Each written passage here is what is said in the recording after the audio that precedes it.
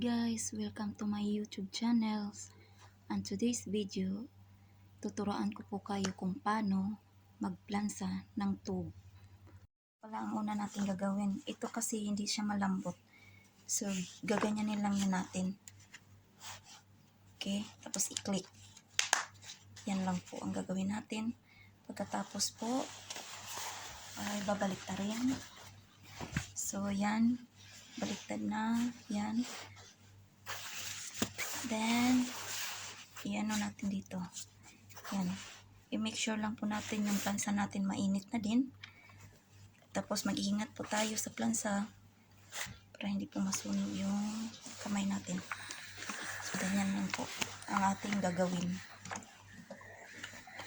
Yan.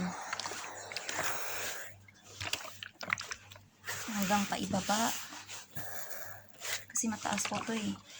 Hanggang paibaba, hanggang paibaba po. Yan. Yan, pati yan yung split para magkaano po yung split. So, yun, wala nang ano.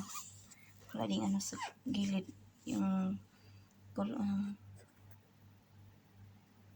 pagkatapos naman po, dito naman sa harap po. Oh. Ito.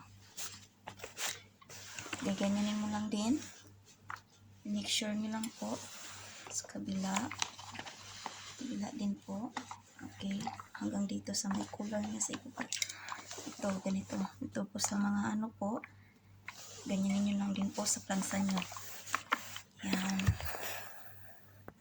Hanggang sa paibaba po. So, paibaba po tayo. Hanggang po. Yan. Yan. Dito na naman tayo sa kamay. So, ilapat lang natin dito sa ironing board. Ganyan. Tapos, ganyan. Ganyan natin. Pansa. Ganyan. Tapos, gaganyanin natin. Para maging pantay yung dito niya. So, maganda siya tingnan.